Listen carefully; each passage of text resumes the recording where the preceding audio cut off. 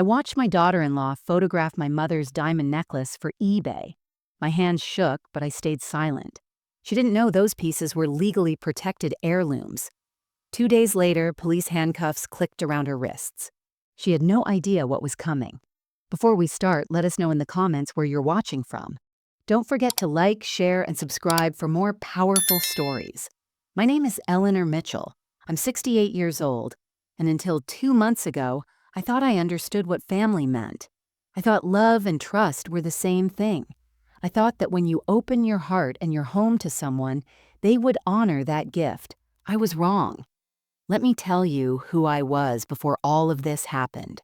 Before the betrayal, before the police, before I learned that silence can be a weapon just as powerful as words. I spent 35 years as an elementary school teacher in a small town outside of Pittsburgh. I taught second grade, which meant I spent decades wiping tears, tying shoes, and convincing children that they were capable of extraordinary things. Some of my former students still send me Christmas cards. One became a doctor, another writes children's books. They tell me I changed their lives, but the truth is simpler than that. I just saw them, really saw them. I believed in them when they couldn't believe in themselves. That's who I am. Someone who sees the good in people, sometimes when it isn't even there. My husband Robert died 5 years ago, 42 years of marriage, and then one morning he didn't wake up. A heart attack, the doctors said. Quick and painless. I'm grateful he didn't suffer, but God, the hole he left behind felt like a canyon I'd never cross. We had one son together, Daniel, our whole world. I poured everything into Daniel. When Robert died, Daniel was 30 years old, building his architecture firm, and I refused to be the grieving mother who became a burden. I sold our big house and moved into the guest house on the property Robert left us. I wanted Daniel to have the main house. I wanted him to build his future there. I wanted to be close, but not in the way. 3 years ago, Daniel married Jessica. She was beautiful, confident, and she made my son laugh in a way I hadn't heard since his father passed. I welcomed her with everything I had. I taught her my mother's recipes. I showed her the rose garden Robert and I planted together. I told her stories about our family, about the women who came before us, about strength and survival and legacy, and I showed her my jewelry collection, 4 generations of women, my great-grandmother's emerald brooch that she wore when she immigrated to America with nothing but a suitcase and a dream, my grandmother's Art Deco diamond necklace that she refused to sell even during the Depression, because she said some things matter more than money, my mother's sapphire earrings that she wore on her wedding day, and mine, and then Daniel's. These weren't just pretty things. They were memories made solid. They were proof that our family survived wars, poverty, loss, and heartbreak. Every piece told a story of a woman who refused to break. I trusted Jessica with those stories. I trusted her with everything.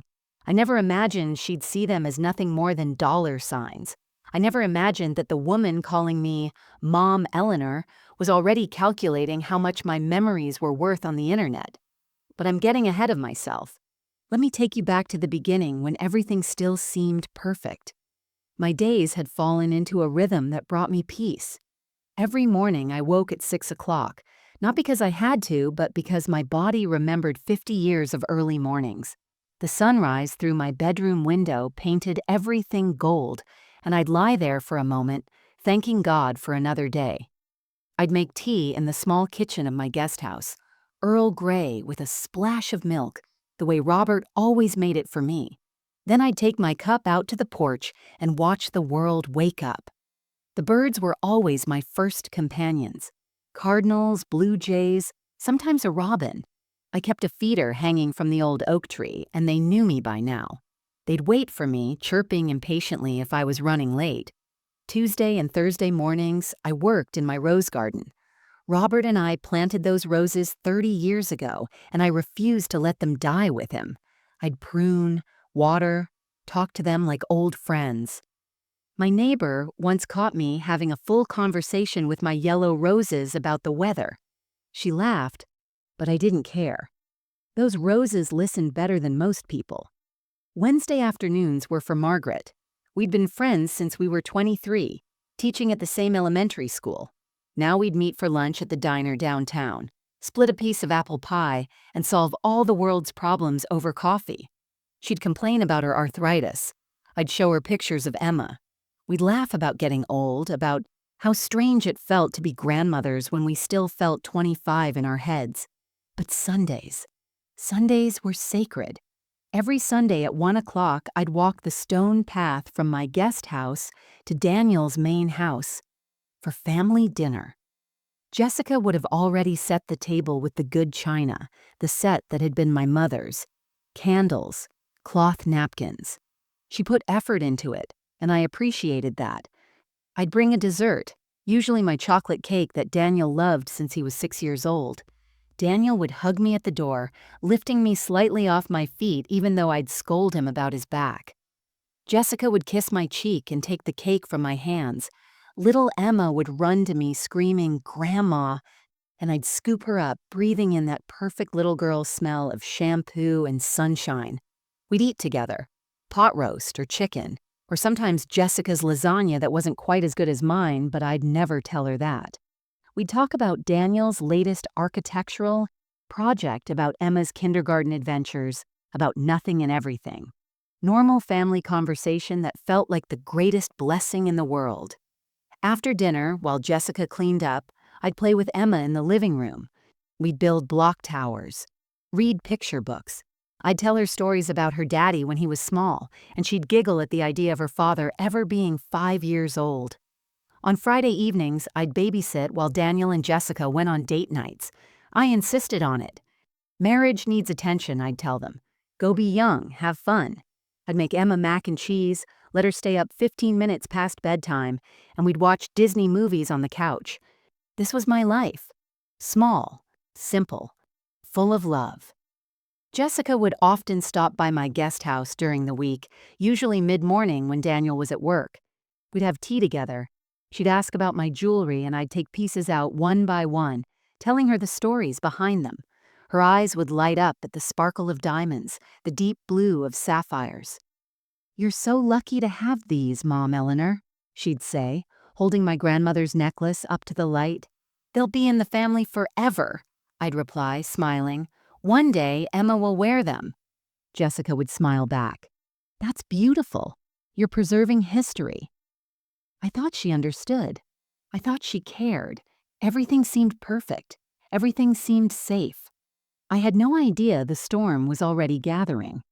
It was a Thursday afternoon in late September when I first felt that tiny pinprick of unease in my chest, the kind of feeling you try to ignore because acknowledging it means admitting something might be wrong. I'd spent the morning at the dentist, just a routine cleaning, and returned home around 11:30. My guest house was exactly as I'd left it. Door locked, everything in place, or so I thought. I went to my bedroom to change out of my good clothes, and that's when I saw it. My jewelry box. The antique wooden box with the carved roses on top that Robert gave me on our 20th anniversary. It sat on my dresser where it always sat, but something was different. It was turned slightly, maybe 3 inches to the left. I stood there staring at it, my cardigan half unbuttoned, trying to remember if I'd moved it that morning. Had I been rushing? Had I bumped it accidentally? But no, I was always so careful with that box. Reverent, even. I never touched it, carelessly. My heart started beating a little faster. I stepped closer and opened the lid. The cream-colored velvet interior looked normal at first glance. My mother's sapphire earrings in their small compartment. My grandmother's diamond necklace coiled carefully in its spot. The emerald brooch. The pearl strand. The gold bangles. But they weren't arranged the way I always arranged them. I'm particular about my jewelry. Some people might call it obsessive. But when you're entrusted with family heirlooms spanning a century, you develop systems. The necklaces always lay flat, never twisted. The earrings always faced the same direction, posts up. The rings lined up by size, smallest to largest. Now the diamond necklace had a small kink in its chain. The earrings were turned the wrong way. Someone had opened this box. Someone had touched my things. I felt a chill run down my spine despite the warm afternoon. I closed the box and stepped back, my mind racing. Daniel had a key to my house for emergencies, but he'd never come in without telling me. And he wouldn't touch my jewelry. He knew what it meant to me. That's when I heard footsteps on my porch. I walked to the living room and saw Jessica letting herself in with the spare key I'd given her months ago. For emergencies, I'd told her. You're family now. Oh, Mom Eleanor. She jumped slightly, hand on her chest. I didn't know you were home. Your car wasn't in the driveway. I parked around back. I said slowly. The driveway needed sweeping. What are you doing here, sweetheart? Jessica laughed, but it sounded higher than normal, strained. Emma's toy car, the little red one? She was playing here last weekend and it rolled under your bed, I think. She's been asking for it non-stop, so I thought I'd just pop in and grab it. I watched her carefully. She wasn't looking at me. Her eyes kept darting toward my bedroom door. Did you find it? I asked. What? Oh no, not yet. I was just about to look when you came in. She smiled too brightly. Want me to check now? I'll help you look, I offered, starting toward the bedroom. No, it's fine, Jessica said quickly, moving between me and the doorway. I mean, you just got back. You must be tired. I can handle it. We stood there for a moment, an awkward tension hanging in the air like smoke. Her smile was frozen. My heart was pounding. Jessica, I said gently, were you in my bedroom earlier this week? Earlier? No, why would I be? Her laugh was nervous now. I've been so busy with Emma's school stuff and the house. Why do you ask? No reason, I said quietly. Just wondering. She found the toy car under my couch, not my bed, and left within 5 minutes. Through my window, I watched her practically run back to the main house. Something was wrong. I felt it in my bones. But I loved her. She was Daniel's wife, Emma's mother, family. So I told myself I was being paranoid. I didn't sleep well that night. Every time I closed my eyes, I saw Jessica's face, that strange, nervous laugh, the way she'd positioned herself between me and my bedroom. But when dawn came, I forced those thoughts away like cobwebs I was too tired to deal with. Over my morning tea, I gave myself a stern talking to. Eleanor Mitchell, you're being ridiculous. That girl has been nothing but kind to you. She calls you Mom. She brings you soup when you're sick. She trusts you with her daughter. I thought about all the times Jessica had been thoughtful. The lavender candle she'd bought me, because she remembered I mentioned liking the scent. The way she'd sat with me on the anniversary of Robert's death, just holding my hand, not saying anything, just being there. The Mother's Day card she'd written last year that made me cry. Thank you for raising the man I love and for loving me like your own daughter. People like that don't steal. People like that don't deceive. I convinced myself there were 100 innocent explanations. Maybe she'd been dusting my dresser and accidentally moved the jewelry box. Maybe Emma had been playing dress-up and Jessica was checking to make sure nothing got damaged. Maybe I was the one misremembering how I'd arranged the pieces. I was 68 years old after all. Memory plays tricks. The guilt settled over me like a heavy blanket. Here was this young woman who'd welcomed me into her life, who let me be part of her family, and I was repaying her with suspicion. What kind of person did that make me? On Wednesday, during my lunch with Margaret at the diner, I almost mentioned it. Almost.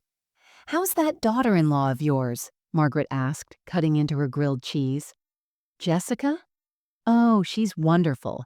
Just wonderful. The words came automatically. Margaret gave me a look over her bifocals.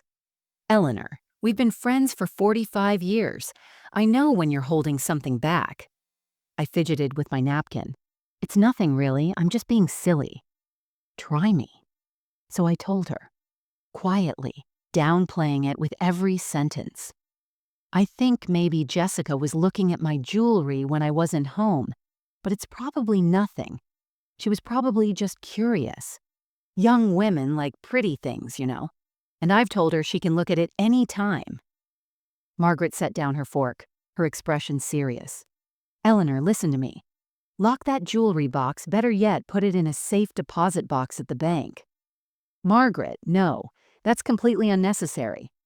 Is it? You're telling me someone entered your home without permission and went through your valuables. She has permission, I interrupted. I gave her a key. She's family. Family respects boundaries, Margaret said firmly. Family doesn't sneak around. I felt defensive, protective even. You don't know her like I do. Jessica would never hurt me. She loves Daniel. She loves Emma. She calls me Mom Eleanor, for heaven's sake.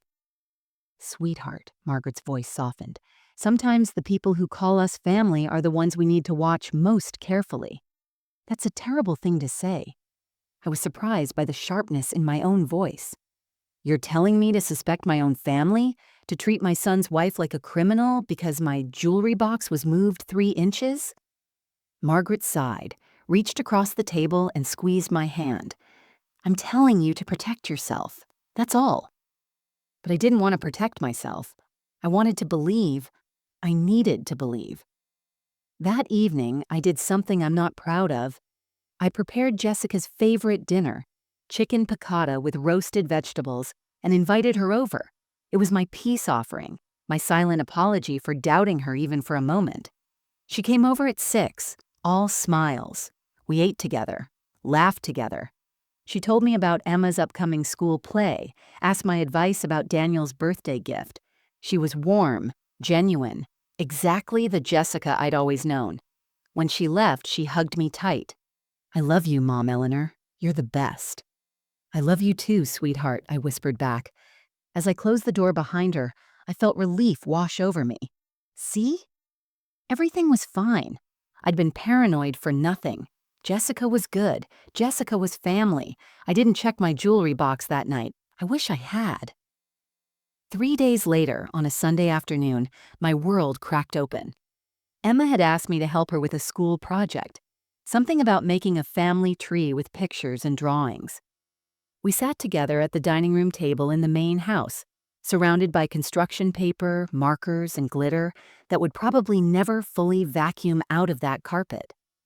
Can we look up pictures of Great-Grandpa Robert? Emma asked, her little fingers sticky with glue. Of course, sweetheart. Let's use your iPad and we can print some photos from my cloud storage. She handed me her tablet, the screen smudged with fingerprints and dried juice. I tapped to wake it up, and my heart stopped. The screen showed an open web browser, multiple tabs across the top, and there, clear as day, I saw the words that would haunt me. Vintage estate jewelry appraisal and how to sell inherited jewelry on eBay. My mouth went dry. My hands started trembling so badly I almost dropped the iPad. Grandma, are you okay? Emma's voice sounded far away. Yes, baby. Just give Grandma 1 second. With shaking fingers, I tapped through the tabs. Each one was worse than the last. eBay seller tutorials, questions about shipping valuable items anonymously, a forum post asking, can family members report you for selling inherited jewelry? And then I saw it, a draft eBay listing. The photo made my breath catch in my throat. I recognized that background immediately. The lace doily, the rose-carved edge of my dresser, my lamp with the cream-colored shade. This photo was taken in my bedroom, in my home, without my knowledge. The listing title read, Vintage Art Deco Diamond Necklace, Estate Sale, No Reserve, Stunning Piece. The description was clinical, emotionless. Beautiful, authentic 1920s Art Deco diamond necklace, approximately 2 carats total weight, white gold setting, excellent condition, from estate collection, ships fully insured.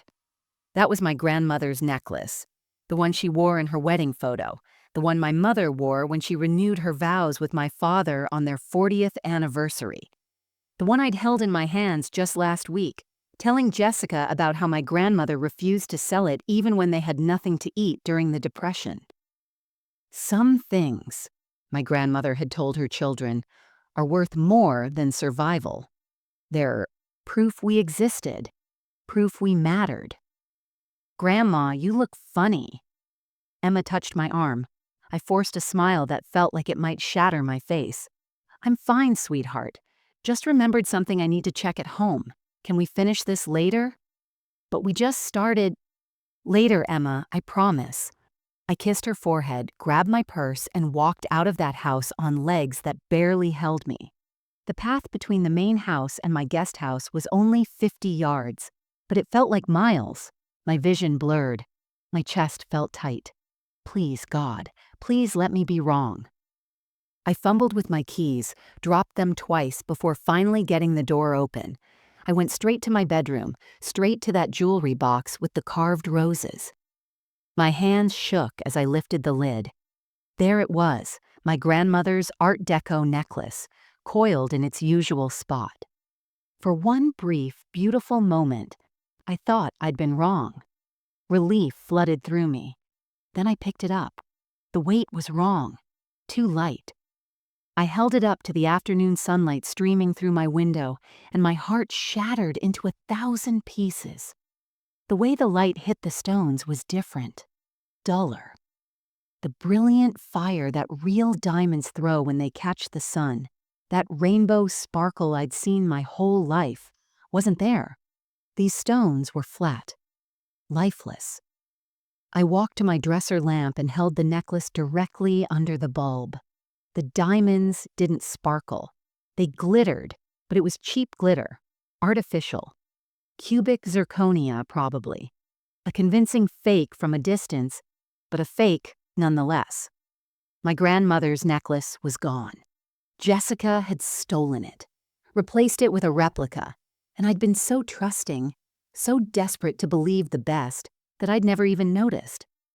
I sat on the edge of my bed, still clutching the fake necklace, and for the first time in 5 years, I felt more alone than I did the day Robert died, because grief is one thing, betrayal is another entirely.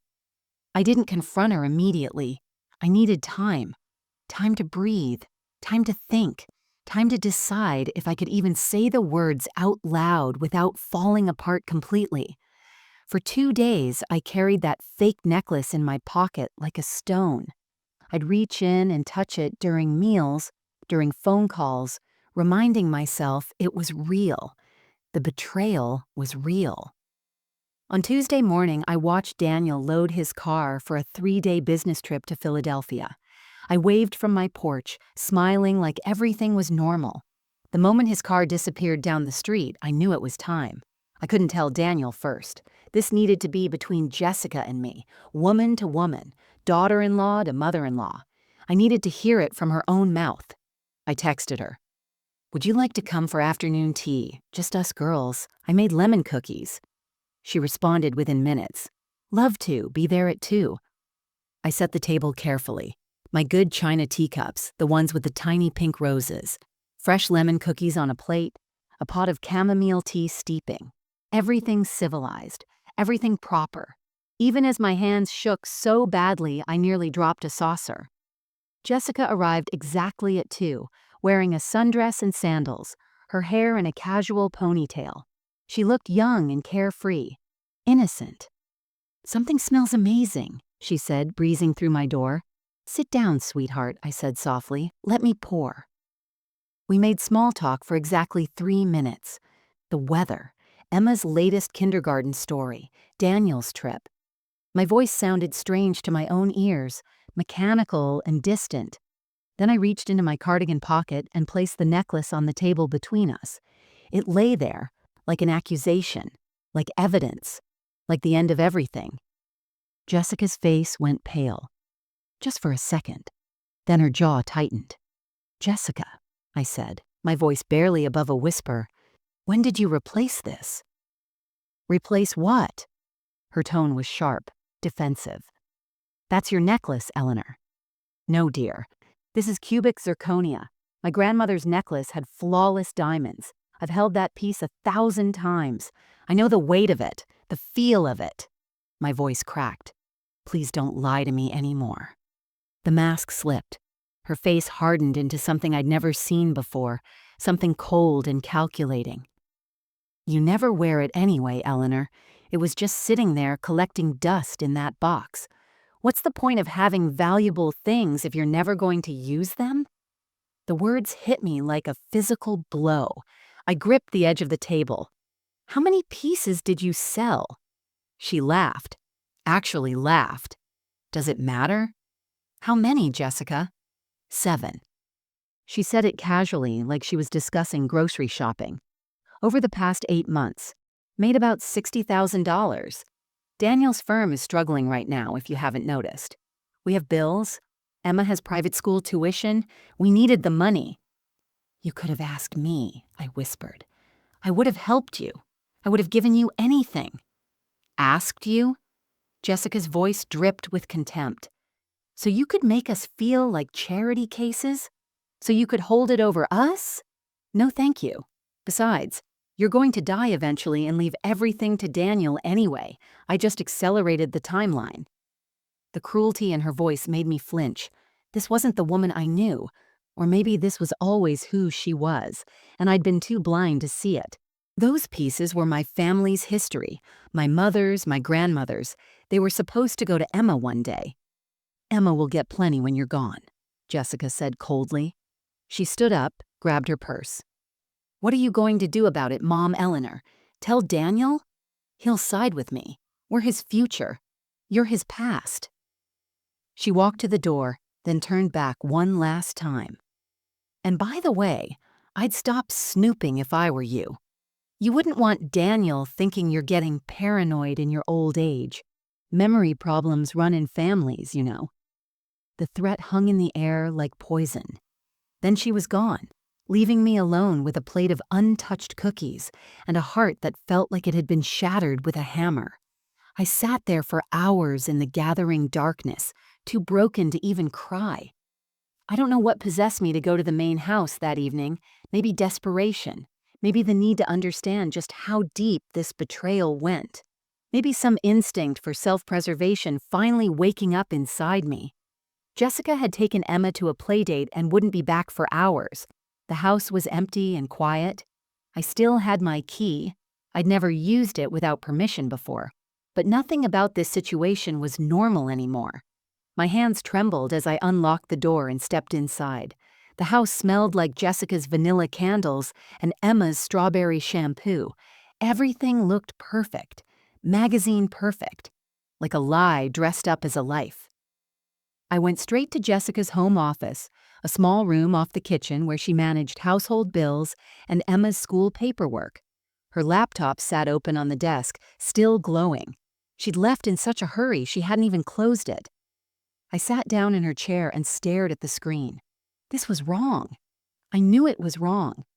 But I also knew that something much worse was happening, and I needed to understand what I was dealing with. The email application was open. I scrolled through her sent folder, looking for anything unusual. At first, it was mundane. Amazon orders, school permission slips. Then I saw it. An email to an estate attorney named Richard Pembroke, dated 3 months ago. Mr. Pembroke, I need to understand the legal process for contesting a family trust when the administrator may be experiencing cognitive decline. My mother-in-law is in her late 60s, and I've noticed signs of memory loss and confusion. What documentation would be required to have someone deemed mentally incompetent? How would this affect her ability to control family assets? My stomach turned. I kept scrolling.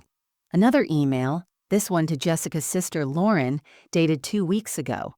The old woman suspects nothing. She's so trusting it's pathetic. I've sold 7 pieces already, and she only just noticed 1. Dan is completely clueless, too busy with work to pay attention. I'm setting up the incompetency evaluation next week with Dr. Morrison. Once she's declared unfit, we can take control of everything. The house alone is worth $1.2 million. This is better than any inheritance timeline. Lauren's response, LOL, you're evil. Does she really not notice? What if she tells Daniel? Jessica, who would he believe? His wife of 3 years or his elderly mother who keeps forgetting things? I've been documenting every confused moment for months. I have videos. My vision blurred with tears. I could barely breathe, but I kept reading because I needed to know everything. I opened her calendar application. Next Wednesday, an appointment labeled Dr. Morrison E-Evaluation. The notes section read, Cognitive Assessment for Eleanor Mitchell. Bring documentation of memory lapses, confusion, inability to manage finances. I clicked on her documents folder. There was a subfolder labeled EM Evidence. Inside were video files, dozens of them. I clicked on one randomly. It was me, filmed secretly through a window, standing in my kitchen looking confused about where I'd put my reading glasses. They were on my head, a normal moment, a moment everyone has, but Jessica had filmed it, saved it, marked it as evidence of dementia. Another video showed me asking Emma what day it was. I'd simply lost track because I'm retired and days blend together. But the file was labeled Time Disorientation, June 14th.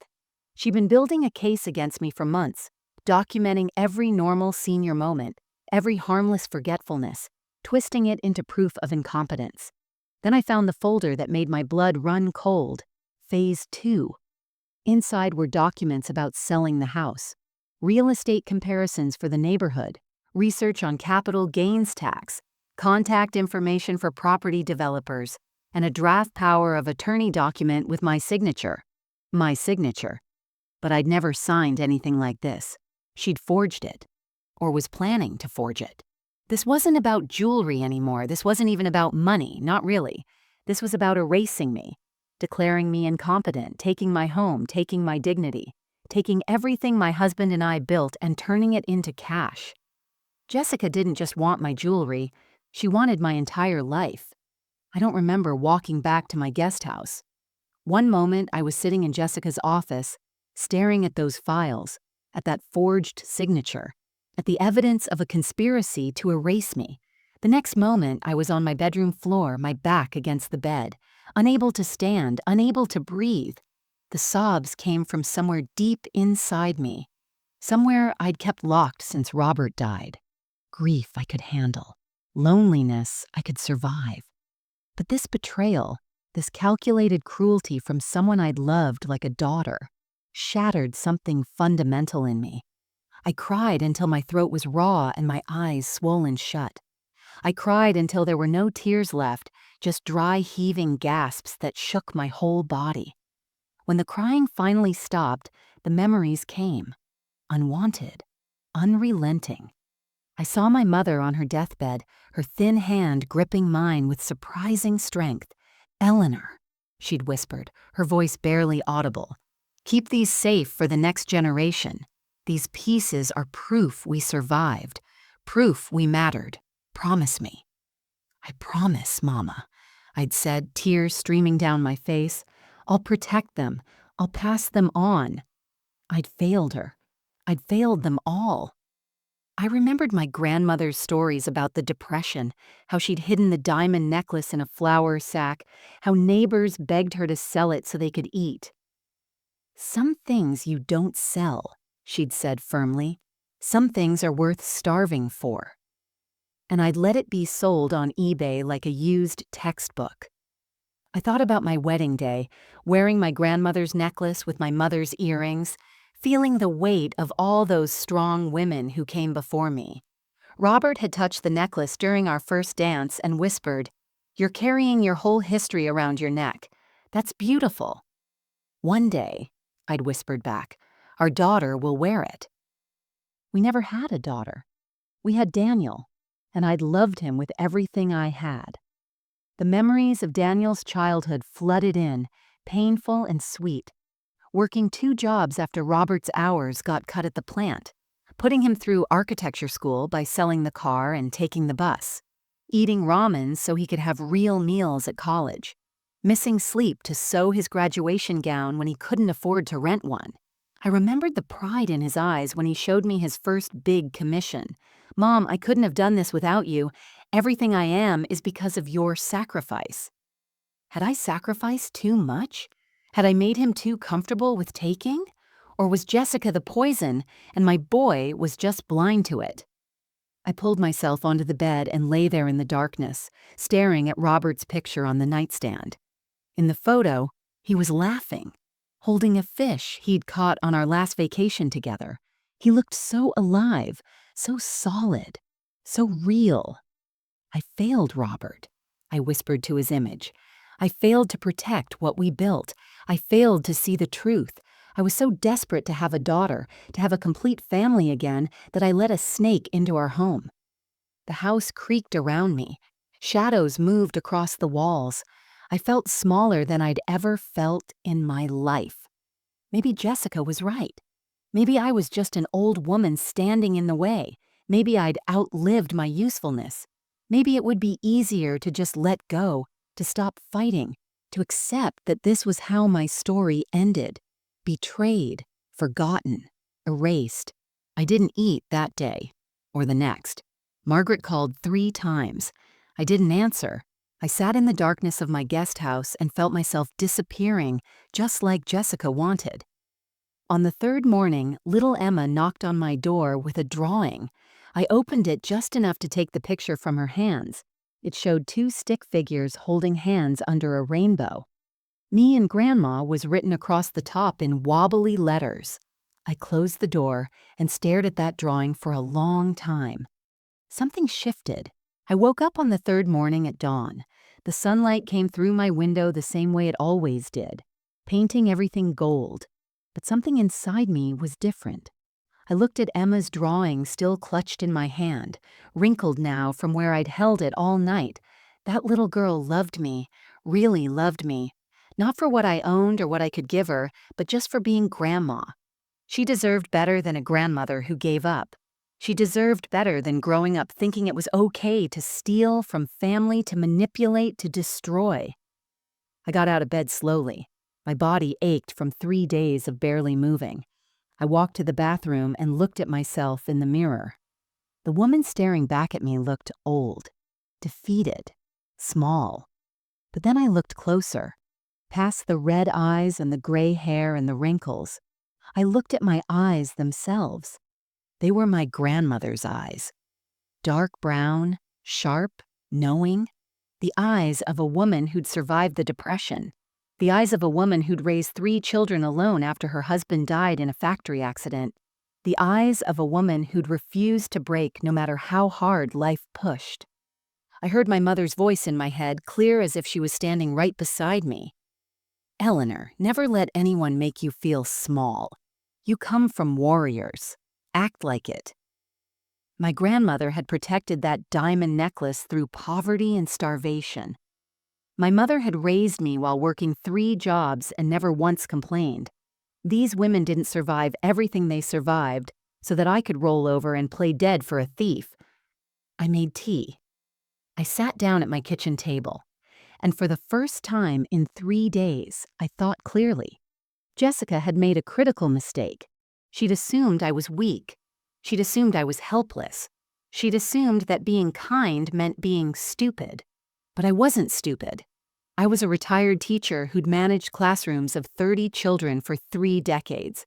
I'd balanced budgets, dealt with difficult parents, navigated school politics. I'd survived my husband's death and rebuilt a life. I'd raised a successful son essentially on my own after Robert's heart condition forced him to work less. I was stronger than I looked. And then I remembered something crucial that Jessica didn't know about because she'd never bothered to ask questions, only to take things. When Robert died 5 years ago, our estate attorney had insisted I put the jewelry collection into a legal family trust. Eleanor, he'd said, these pieces are valuable. They need legal protection. If anything happens to you, this ensures they pass to Daniel properly, with documentation and protection. I'd agreed. We'd photographed every single piece, had them professionally appraised, created legal documentation establishing them as protected family heirlooms that could not be sold or transferred without my written consent as the trust administrator. I'd signed papers, filed them with the county, put copies in my safe deposit box at the bank. Jessica had no idea. She thought she was selling my personal property.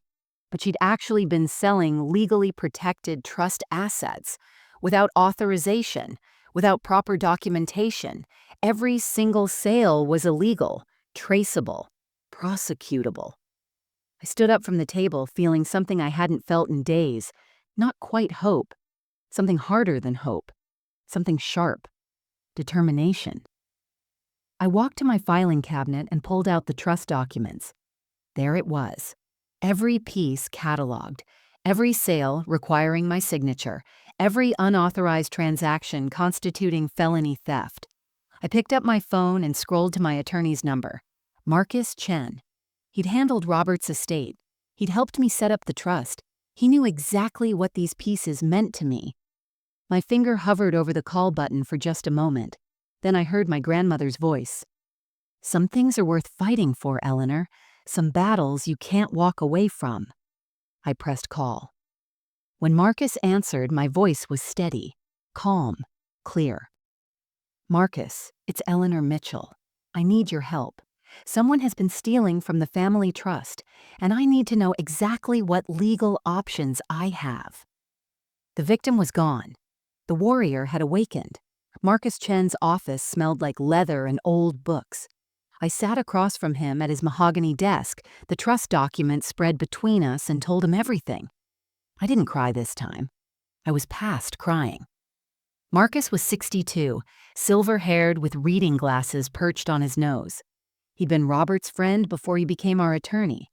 He listened without interrupting, his expression growing darker with every detail. When I finished, he leaned back in his chair and removed his glasses. Eleanor, what Jessica has done isn't just theft. It's elder financial abuse. In this state, that's a felony carrying 3 to 7 years in prison. The words hung in the air. Prison. I'd never imagined it going that far. Every piece sold without your written authorization as trust administrator is grand larceny. Marcus continued. The forged power of attorney is fraud. The conspiracy to have you declared incompetent is elder abuse. And if she's been secretly filming you to build a false case, that's invasion of privacy. What do I do? My voice was steady. We document everything. Then we go to the police. He pulled out a legal pad. But we do this carefully, Eleanor. Methodically. We build an airtight case.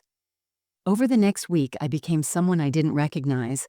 Strategic, calculated, patient. First, I photographed every fake piece in my jewelry box. Close-ups showing the inferior quality, the lack of authentic hallmarks. I placed a real diamond next to the cubic zirconia under my lamp and photographed the dramatic difference in how they caught light. Second, I returned to Jessica's office when she was out. Using my phone, I photographed the emails, the calendar appointments, the videos she'd taken of me. Every single piece of her conspiracy, documented and saved to my cloud storage, where she couldn't delete it. Third, Marcus filed a formal complaint with the police. Detective Maria Rodriguez, who specialized in elder financial abuse cases, took my statement. She was younger than I expected, maybe 40, with kind eyes but a steel edge to her voice. Mrs. Mitchell, she said firmly, people like your daughter-in-law count on victims being too embarrassed or too kind to prosecute. That's how they get away with it. You're doing the right thing. Fourth, Detective Rodriguez contacted eBay's fraud division. Within 48 hours, they provided transaction records, buyer information, IP addresses. Every sale traced back to an account Jessica created using a fake name. The money trail led to a bank account I'd never heard of, hidden from Daniel, with $63,847.29 in deposits over 8 months. Fifth, and this was Marcus's idea, I did something clever. I went to my safe deposit box at the bank and removed the last 2 authentic pieces Jessica hadn't stolen yet. My mother's sapphire earrings and my great-grandmother's emerald brooch. I took them home and replaced them with convincing fakes I purchased online for $50 total. If she tries to sell these last pieces, Marcus explained, it's additional proof of ongoing theft. And when the buyers discover they're fake, it adds fraud charges. Sixth, I maintained perfect normalcy. Sunday dinners continued. I smiled. I played with Emma. I complimented Jessica's cooking. I acted like nothing had happened, like our confrontation never occurred. Jessica grew confident, cocky even. At one dinner, she actually asked if she could borrow the sapphire earrings for a photo shoot she was doing. "Of course, dear," I said sweetly. "Take whatever you'd like." I watched her eyes light up with greed. She thought she'd won. She thought I was too weak, too afraid, too broken to fight back.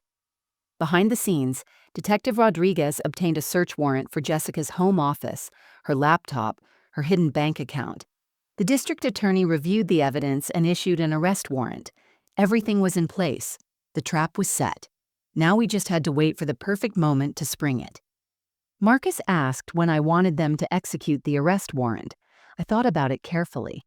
Then I smiled.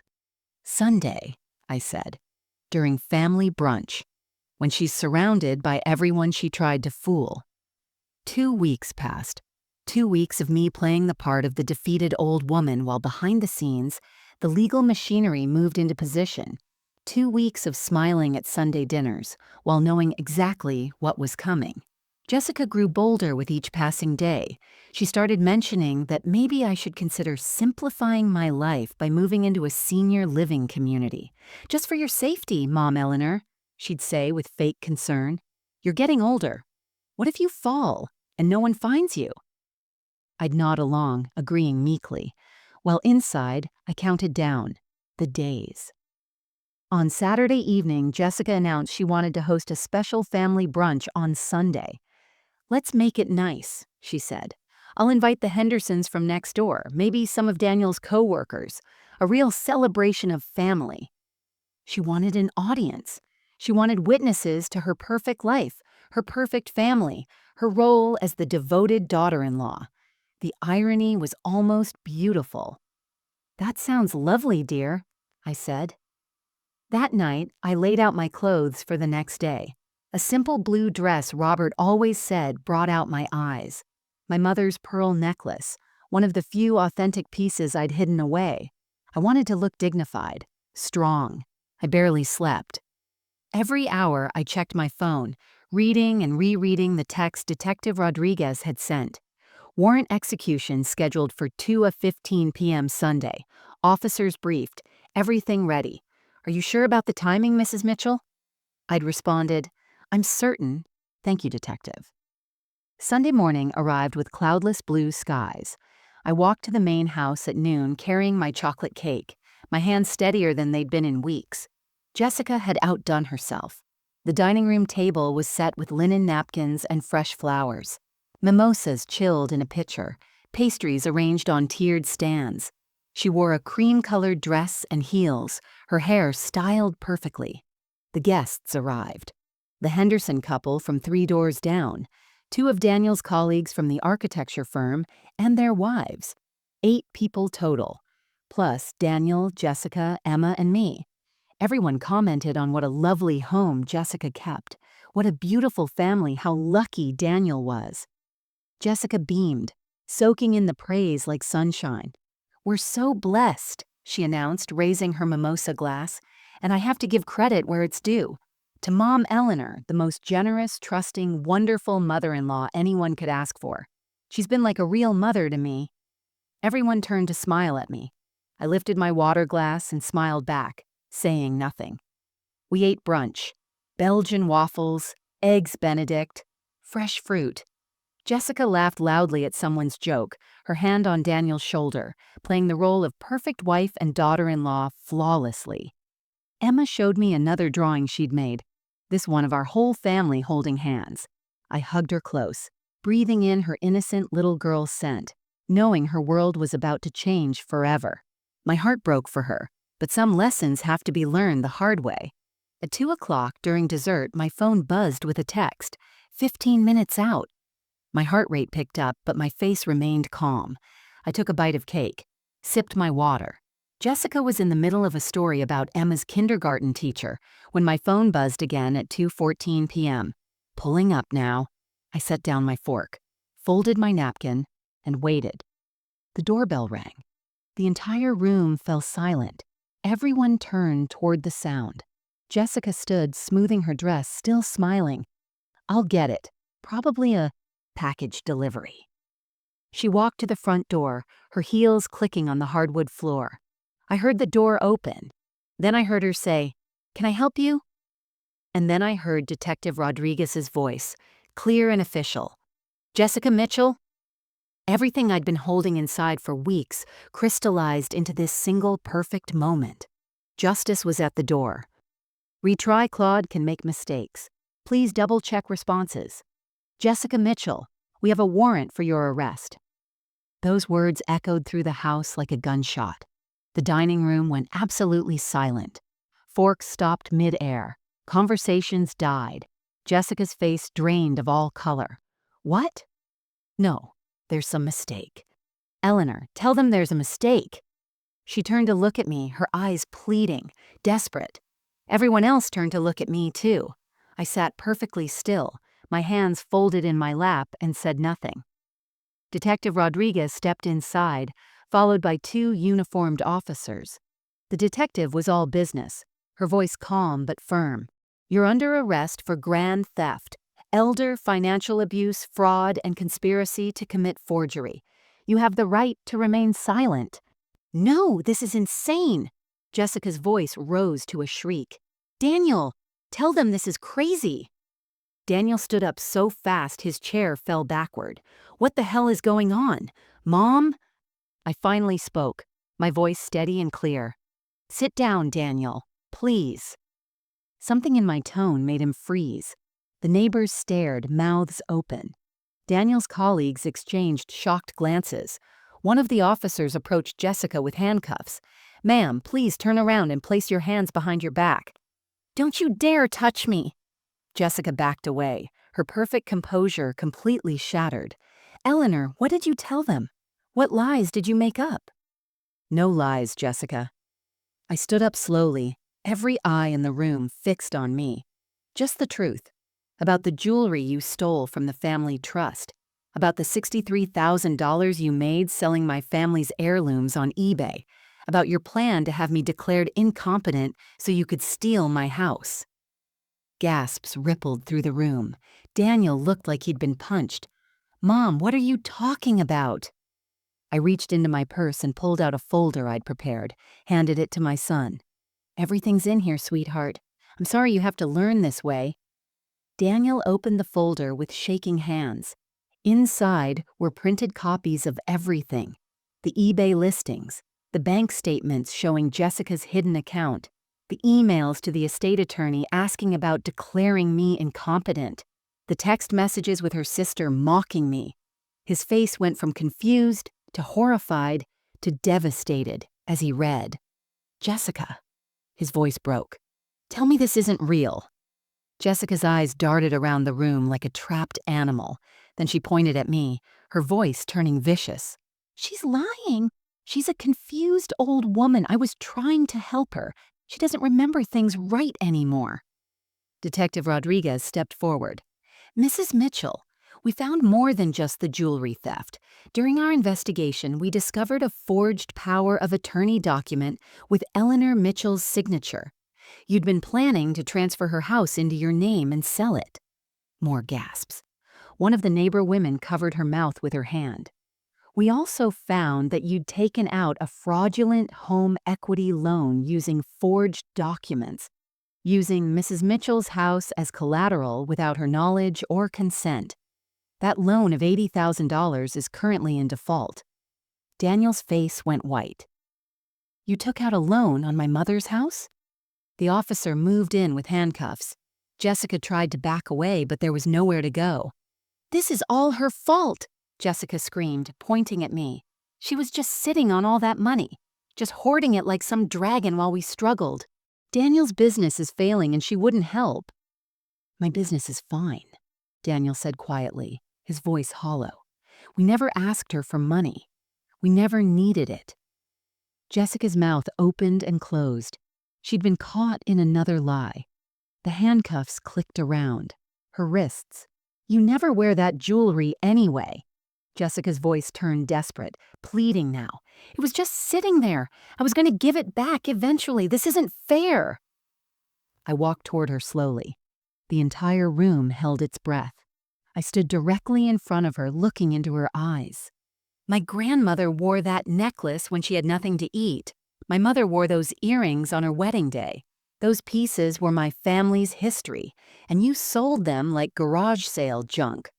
Mom Eleanor, please, Jessica whispered. Think of Emma. Think of your granddaughter. I am thinking of Emma, I said firmly.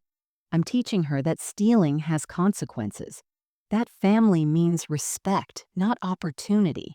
That no one, not even family, gets to abuse you without consequences. Retry Claude can make mistakes. Please double-check responses. The officers led Jessica out in handcuffs while she screamed threats and pleas all the way to the police car. The neighbors watched through the windows, phone cameras recording. The perfect facade she'd built crumbled in front of everyone she'd tried to impress.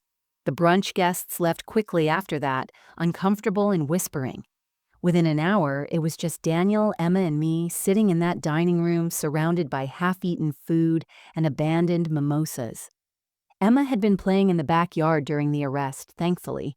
She'd missed the worst of it. Daniel sat with his head in his hands. Mom, I'm so sorry. I'm so sorry. I should have seen it. I should have protected you. I sat beside him and took his hand. You loved her, sweetheart. Love makes us trust. That's not a weakness. That's what makes you a good man. But she was stealing from you, planning to take your house. God, Mom, I feel like I don't even know who I married. His voice cracked. How did I not see this? She was very good at hiding it, I said gently, and you work long hours. You trusted your wife. That's what marriage is supposed to be. Over the next 2 months, the legal system moved forward. Jessica's attorney tried to negotiate, but the evidence was overwhelming. The eBay transaction records, the hidden bank account, the forged documents, the recorded videos she'd taken of me trying to build a false incompetency case. Faced with the possibility of a lengthy trial and even harsher sentencing, Jessica pleaded guilty to all charges. The judge was not sympathetic. Elder financial abuse is one of the most despicable crimes because it targets those who should be able to trust their family most, she said from the bench. Mrs. Mitchell opened her home and her heart to you, and you systematically planned to steal everything from her. Jessica was sentenced to 3 years in prison, followed by 5 years of probation. She was ordered to pay full restitution of $63,000 plus interest, all court costs, and my attorney fees. The total came to nearly $90,000. The forged loan she'd taken out on my house was voided. My property remained solely in my name, protected. Detective Rodriguez and eBay's fraud division managed to track down 4 pieces of my jewelry from the buyers. The Art Deco diamond necklace, my mother's sapphire earrings, my grandmother's emerald brooch, a gold bangle that had belonged to my great-grandmother. When Detective Rodriguez handed them back to me in clear evidence bags, I cried for the first time since the arrest. Not sad tears, relief tears. 4 out of 7 isn't bad, Mrs. Mitchell, she said kindly. The other 3 were resold internationally. We're still trying to track them. These 4 are enough, I whispered, clutching the bags. These are the most important ones. Daniel filed for divorce immediately. Jessica didn't contest it. From prison, she had no leverage, no power, no voice. The house felt haunted after everything that happened. Too many bad memories soaked into the walls. Daniel and Emma moved into the guest house with me. It was cozy but felt right, safe, honest. We ate simple dinners together, watched movies on the couch, slowly rebuilt what Jessica had tried to destroy. Daniel sold the main house 6 months later, used part of the money to restart his business properly, put the rest in a trust for Emma's future. I started wearing my recovered jewelry regularly, not saving it for special occasions anymore. Every Tuesday, I wore my grandmother's necklace to lunch with Margaret. Every Sunday, my mother's earrings. They deserved to be seen, to be loved, to be alive again. I also started volunteering at the senior center downtown, teaching other elderly people about financial fraud and elder abuse, how to recognize the signs, how to protect themselves, how to fight back. Never let anyone make you feel like protecting yourself is mean, I'd tell them. Kindness without boundaries is just an invitation to be used. Margaret came to one of my workshops and squeezed my hand afterward. I'm proud of you, Eleanor. You're saving people. Emma asked about the jewelry one afternoon while we were baking cookies. Grandma, can you tell me about the necklace? I knelt down to her level and clasped my grandmother's necklace around her tiny neck. It hung almost to her waist, too big for her small frame, but her eyes lit up. This belonged to your great-great-grandmother, I said softly. This belonged to your great-great-grandmother, I said softly, watching the diamonds catch the afternoon light against Emma's small chest. She wore it when she came to America with nothing but a dream. She kept it through the hardest times of her life because it reminded her who she was and where she came from. Emma touched the necklace carefully, her little fingers tracing the Art Deco design. It's so pretty, Grandma. It's more than pretty, sweetheart. It's proof that our family never gives up, that we survive, that we fight for what matters. She looked up at me with those innocent eyes. Like you did with Mommy? My heart squeezed. Daniel and I had explained things to her as gently as possible, in 5-year-old terms. Mommy made very bad choices. Mommy hurt Grandma. Sometimes people we love disappoint us. Yes, baby, like I did. And one day when you're all grown up, this necklace will be yours. And you'll know exactly what it means. She hugged me tight, the necklace pressed between us. I love you, Grandma. I love you too, Emma, more than all the jewelry in the world. That evening, after Emma went to bed, I sat on my porch with a cup of tea and watched the sunset paint the sky in shades of orange and pink. The same porch where I used to sit and trust that everything was fine, where I believed that family meant safety. I've learned so much in these past months.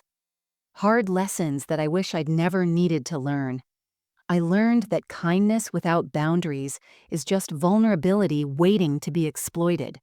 That trust should be earned, not freely given just because someone calls you family. That silence in the face of injustice isn't peace, it's surrender. I learned that being nice and being strong aren't opposites. You can be both. You should be both. I learned that some people see generosity as weakness and love as opportunity. That greed can wear a smile and call you Mom while plotting to destroy you. But I also learned that I'm stronger than I ever knew, that the women who came before me didn't survive hardship just so I could roll over when someone tried to take what was theirs. That fighting back isn't mean, it's necessary. Jessica thought my kindness meant I was stupid. She thought my age meant I was helpless. She thought that, because I loved her, I wouldn't protect myself. She was wrong. The jewelry sits in my box now, the recovered pieces reunited with the few that were never stolen. Sometimes I open it just to look at them, to touch them, to remember. Not just my grandmother and mother, but myself, the woman who found her strength when it mattered most. Greed destroys what love builds. Family isn't just about blood, it's about respect, honor, and integrity. When someone shows you who they really are, believe them. And never, ever let anyone's betrayal convince you that you deserved it or that you're too old, too weak, or too kind to fight back. Protecting yourself isn't cruelty, it's survival, it's dignity. It's honoring everyone who came before you and everyone who comes after. Your voice matters. Your boundaries matter. You matter. Now I want to hear from you. What would you have done in my situation? Would you have confronted Jessica immediately, or would you have built a case like I did? Have you ever been betrayed by someone you trusted completely? How did you handle it? Share your story in the comments below. Your experience might help someone else who's going through something similar right now. And if this story moved you, if it made you think, If it reminded you that you're stronger than you know, please hit that like button. Subscribe to this channel for more real-life stories about courage, justice, and the strength it takes to stand up for yourself. Remember, you are not too old, too kind, or too trusting to deserve respect. You are not obligated to set yourself on fire to keep others warm. And you are never, ever too late to fight for your dignity. Thank you for listening to my story. May you never need these lessons. But if you do, may you remember that warriors come in all ages, and sometimes the quietest people fight the loudest battles. Stay strong, protect yourself, and never apologize for demanding the respect you deserve. Fade to black with text on screen. Eleanor's story is a reminder that elder abuse happens in every community. If you or someone you know is experiencing financial exploitation, contact your local Adult Protective Services or the National Elder Fraud Hotline, 1-833-FRAUD-11. Retry Claude can make mistakes. Please double-check responses.